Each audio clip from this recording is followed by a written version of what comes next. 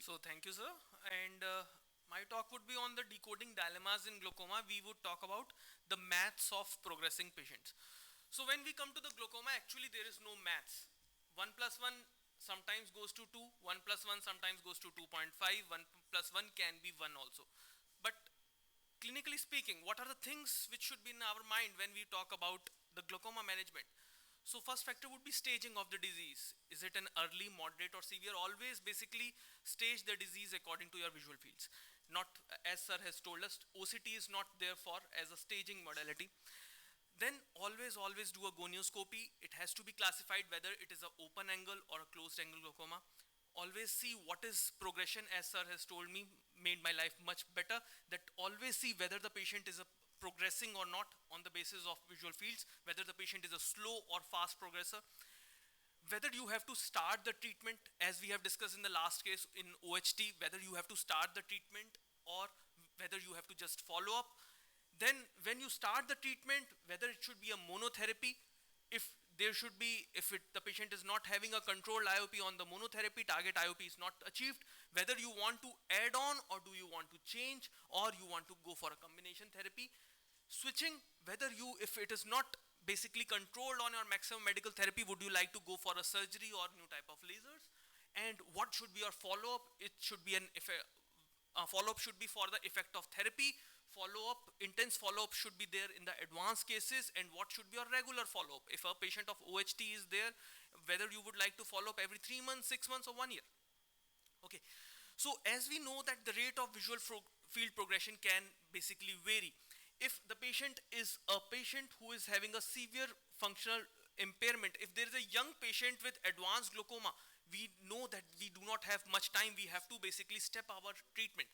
If the patient is a slow progressor diagnosed as a early glaucoma at 80 years of age, would you like to go for an intensive treatment or just a moderate treatment? Okay, so this is not a complete slide, but should be in your mind when you start your management. If the patient is having a early glaucoma, you start the patient on your PG analog. If the patient is moderate glaucoma, not controlled on your PG analog, would you like to go for a PG analog plus beta blocker? Or would you like to go for a combination therapy twice a day? Or would you like to go for any other therapy? If the patient is severe or advanced glaucoma, would you like to go for a combination of combined therapy or would you like to go for the surgery straight away? Okay, so everything you have to decide individually. I start my slides with this.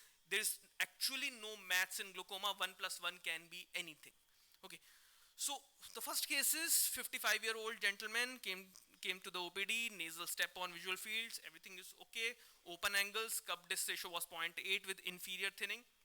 With RNFL thinning, corrected IOP was 23.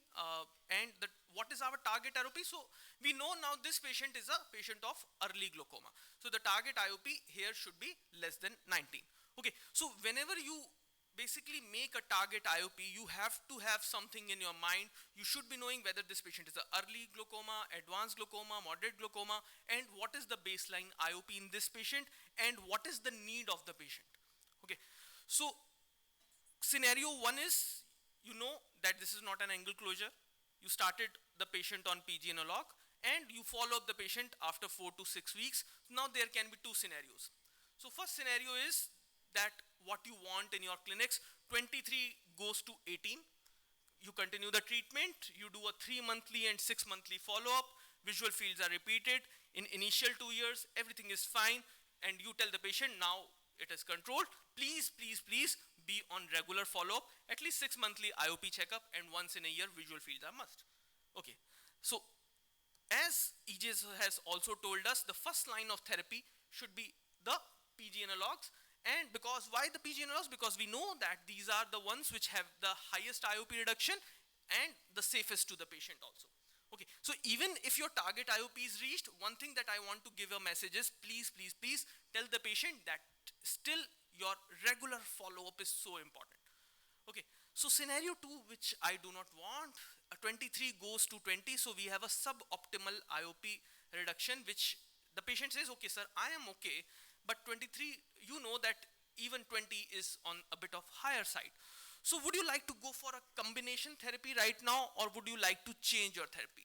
So in this case, I changed to bimatoprost, but definitely I could have gone for a combination therapy. I tried my luck. I thought that, okay, I changed the patient from latanoprost to bimatoprost. 23 goes to 18. Now the follow-up 3 monthly, I did the visual field. Visual fields were stable, and the 6 monthly IOP monitoring was there. I did a DV for this patient also, RNFL imaging, everything is fine. I'm so relieved. Okay, so what I could have done different in this patient, I could have started the patient on bimatoprost as the initial therapy. Now, the studies also see that the patients who are having started the bimatoprost as the first line of therapy initially have the highest amount of IOP reduction, and even in those patients where you have changed the therapy from one PG analog to another PG analog, you may still have some more reduction of IOP, but do not expect more than 10-15% more. It may be 1 or 2 millimeter maximum that may be there with the change of the PG analog. Now I come to my second case, which was a more difficult to me. 65-year-old gentleman, hypertensive with uncontrolled blood sugar. Patient came in the COVID era. There were a lot of cases. The biarcuate defect on visual fields, 0.9 cupping, bipolar thinning, mild NPDR, and the patient was only on one drug, timolol, and the IOP was 21. And as ma'am has told us in previous slide also, that in this patient you want to have as less IOP as possible. I want to be in less than 13 millimeter of mercury in this patient.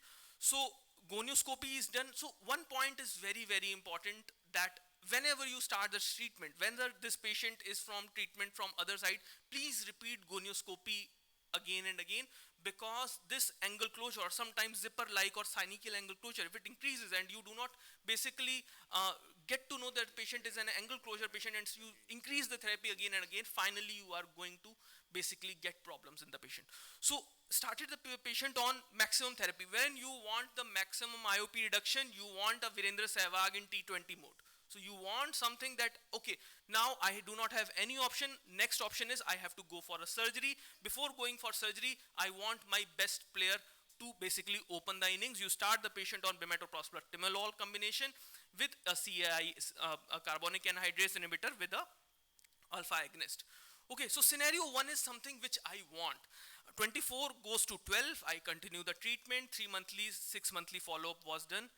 There was one slide regarding the visual fields. I think that is missing, sir. I have put the visual fields also of that patient with the, I think, just a minute, if I have the, okay, I think that is basically, okay, so scenario 1 is 24 goes to 12. I continue the treatment. 3 monthly, 6 monthly follow-up was done. Visual field, very important, is even when you have a IOP reduction which you want, and still you do not know, because patient comes to you in the OPD only in the morning or in the afternoon, there may be a spike in the IOP in the night. So you want a diurnal variation, and please, advanced glaucoma needs visual field, as sir has discussed, very frequently.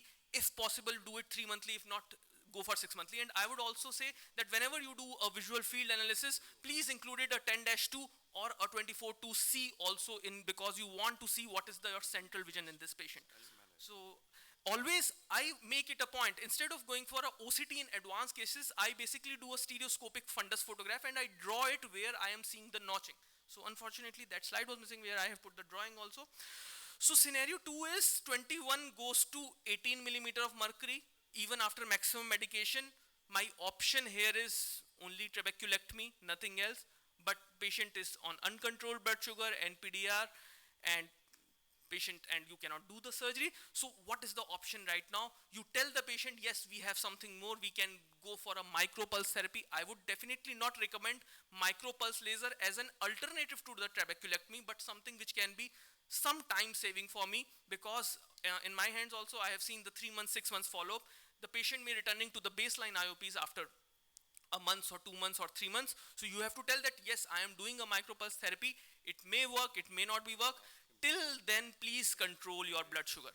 So in this case, fortunately, IOP reduced to 14 millimeter, and the patient was told that you need a serial follow-up. And I write, my session before that was on the medico-legal aspects. So I write in clear that still your target IOP is not reached, and you need to go for an intensive control of blood sugar. So thank you.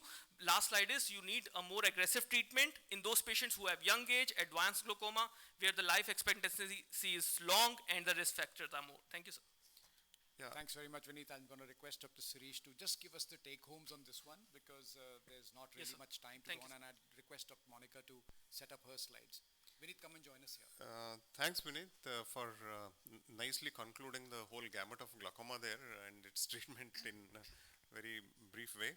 I'll summarize both the presentations with some important point. See, planning to treat glaucoma is something like fiscal planning. You all keep hearing about what's happening in Sri Lanka, Pakistan. See, it's all two different reasons. The way Sri Lanka managed was due to pandemic, they went down. But then Pakistan, if you see, it's a long-term loss of planning which is happening, you know, since many years or decades. Similarly, when you see a glaucoma patient, he's say, for example, 55-year-old 0.8 cup with about say 25 millimeter mercury. What do you see the first thing? The first thing you see is 55-year-old. So he has another 45 years approximately or 50 years to live. So he is different from a person who is say 80-year-old or 70-year-old where you have to plan his vision only for 10-15 years. So that's the most important thing. So now this is where the example of fiscal planning comes in. At the 50-year-old patient, if you don't start planning your work right from the beginning very tightly, you are going to lose his vision. Just like the economy is going down, in about 10 years, you are nowhere and you can't get it back. So one very important point out of those whole thing what Dr. Vineet said, make it like a fiscal planning, plan your treatment right at the beginning, keep the age of patient in mind, which is extremely crucial, plan how many years of vision you need to give to that patient and how many years he needs to retain his vision, accordingly start the treatment, accordingly plan your treatment. So for that you have glaucoma progression analysis which is available in the visual fields, which will also approximately give you how many life years of sight years he has, but you can do it even clinically also. Okay, thank you so